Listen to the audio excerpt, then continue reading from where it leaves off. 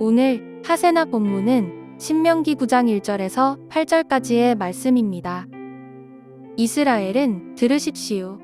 오늘 당신들이 요단 강을 건너가서 당신들보다 강대한 민족들을 쫓아내고 하늘에 닿을 듯이 높은 성벽으로 둘러싸인 큰 성읍들을 차지할 것입니다.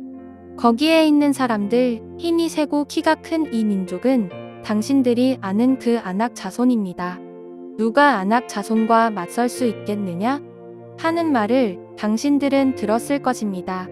그러나 당신들이 아시는 대로 오늘 주 당신들의 하나님이 맹렬한 불이 되어 당신들 앞에서 건너가시며 몸소 당신들 앞에서 그들을 멸하셔서 그들이 당신들 앞에 무릎을 꿇게 하실 것입니다. 주님께서 당신들에게 말씀하신 대로 그들을 빨리 몰아내고 멸망시키실 것입니다. 주 당신들의 하나님이 그들을 당신들 앞에서 내쫓으신 다음에 행여 내가 착하기 때문에 주님께서 나를 이끌어들여 이 땅을 차지하게 하셨다고 생각하지 마십시오. 주님께서 이 민족을 당신들 앞에서 내쫓은 것은 그들이 악하기 때문입니다. 당신들이 마음이 착하고 바르기 때문에 당신들이 들어가서 그들의 땅을 차지하도록 하신 것이 아니라 여기에 있는 이 민족들이 악하기 때문에 주 당신들의 하나님이 그들을 당신들 앞에서 내쫓으신 것입니다. 이렇게 하여야 주님께서는 당신들의 조상 아브라함과 이삭과 야곱에게 맹세하신 그 말씀을 이루신 것입니다. 주 당신들의 하나님이 이 좋은 땅을 당신들에게 주어 유산으로 차지하게 하신 것이 당신들이 착하기 때문이 아님을 당신들은 알아야 합니다. 오히려 당신들은 고집이 센 백성입니다. 당신들은 광야에서 주 당신들의 하나님을 얼마나 노엽게 하였던가를 잊지 말고 기억하십시오. 당신들은 이집트 땅에서 나오던 날부터 이곳에 이르기까지 줄곧 주님을 거역하였습니다. 당신들은 이미 호렙산에서 주님을 노엽게 하였으며 그래서 주님께서는 진노하셔서 당신들을 멸하려고 하셨습니다.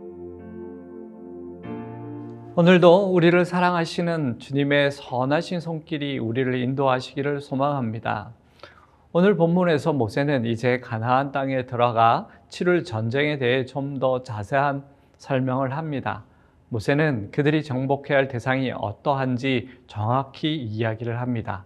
가나안의 민족들은 이스라엘보다 더 강대한 민족이고 그들의 성벽은 하늘에 닿을 듯 높다. 또 그들 중에는 힘이 세고 키가 큰 민족, 곧 당신들이 아는 그 아낙 자손도 있다. 모세의 이 말은 사실이었습니다. 그 당시 가나안의 성벽의 높이는 9에서 한 15m 정도에 이르렀고 폭은 4에서 5m 정도 되었습니다. 그러니 그 성벽이 하늘에 닿는다는 표현은 매우 현실감이 있는 표현이었습니다. 또한 이스라엘이 상대해야 할 적들 중에는 아낙 자손들도 있었습니다. 과거 40년 전에 가데스 바네아에서 정탐꾼들의 보고도 그러했습니다. 그런 그들을 이스라엘이 상대하기는 정말 버거운 상대였습니다. 그러나 모세는 이스라엘에게 걱정할 필요가 없다고 말합니다. 지난 40년의 광야 생활을 통해 배운 진리가 한 가지 있다면 하나님께서 그들과 함께 하시면 세상의 그 어떠한 적이나 위기도 문제가 될 수 없다는 것이 사실이라는 것입니다. 그 하나님께서 과거 40년 전이나 지금이나 이스라엘을 위해 싸우실 준비가 되어 있으셨습니다. 그래서 이스라엘이 믿고 순종하기만 하면 하나님께서 그들을 멸망시킬 것이라고 전했습니다. 그런데 이스라엘이 이 정복 전쟁에서 이긴 후에 착각하지 말아야 할 것들이 있음을 말하고 있습니다. 그것은 자신들이 착하고 바르기 때문에, 곧 자신들이 의롭기 때문에 이 정복 전쟁에서 이기게 되었다고 생각하는 것입니다. 하나님은 행여 이스라엘 백성들이 이 정복 전쟁을 자신들의 의와 힘으로 승리했다는 교만한 마음을 가지게 될까 염려하셨습니다. 왜냐하면 인간의 본능에는 전쟁에서 승리하면 그 승리에 도취되어 자축하게 되고 승리의 전리품을 가짐으로 더욱 그 마음이 높아질 수 있기 때문입니다.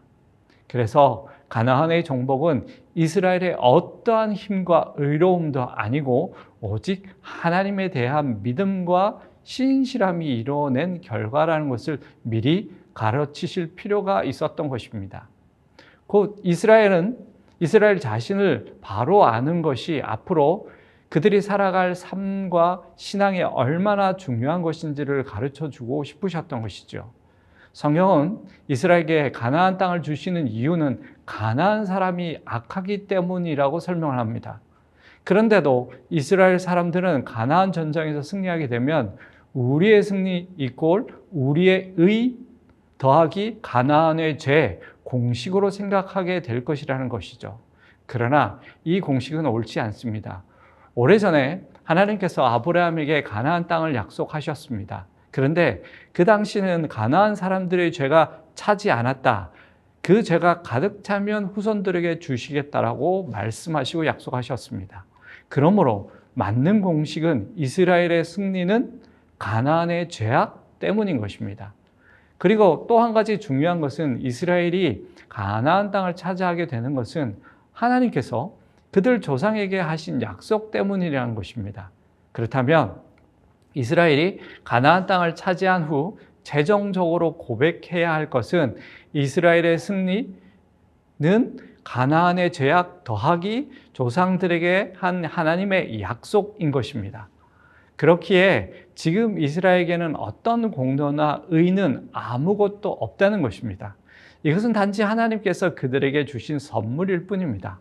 사실 이것만 해도 정말 놀라운 은혜입니다. 왜냐하면 이스라엘은 착하고 의롭기보다는 목이 곱고 고집이 세고 패악한 자들이었기 때문입니다. 그것을 하나님은 모세를 통해 이스라엘이 어떤 민족인지 낱낱이 말씀하고 계신 것입니다. 출애굽을 한 이후 호렙산에서 송아지 사건을 비롯하여 광야 40년 동안 얼마나 하나님을 원망하고 또 거역했는지를 말입니다. 물론 자신들의 부모에 대한 이런 얘기를 듣고 있는 이스라엘의 마음은 아마도 편치 않았을 것입니다. 하지만 그것이 사실이었습니다. 자기 자신을 분명히 아는 것이 필요합니다. 진정한 은혜는 자신을 분명히 알 때 임하기 때문입니다.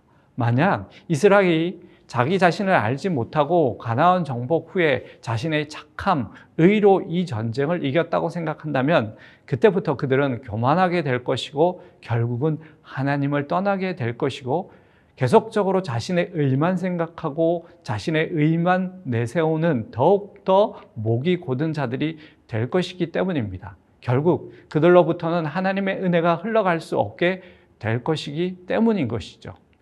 우리도 동일합니다. 먼저는 우리 자신을 알아야 합니다.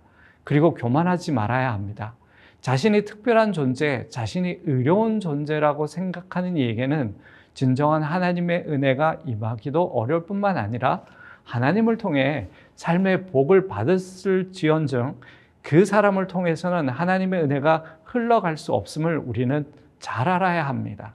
그래서 우리 하나님은 자신을 아는 겸손한 자를 기뻐하시고 또한 하나님께서 기뻐하는 제사는 우리 자신이 바로 죄인 된 존재, 그 상한 심령이라는 것을 깨닫고 주님께 은혜를 구하는 자의 제사임을 알아야 합니다.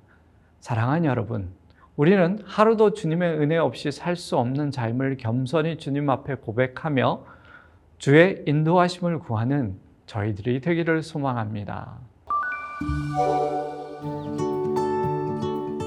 오늘의 아시조는 대중교통을 이용하는 것입니다.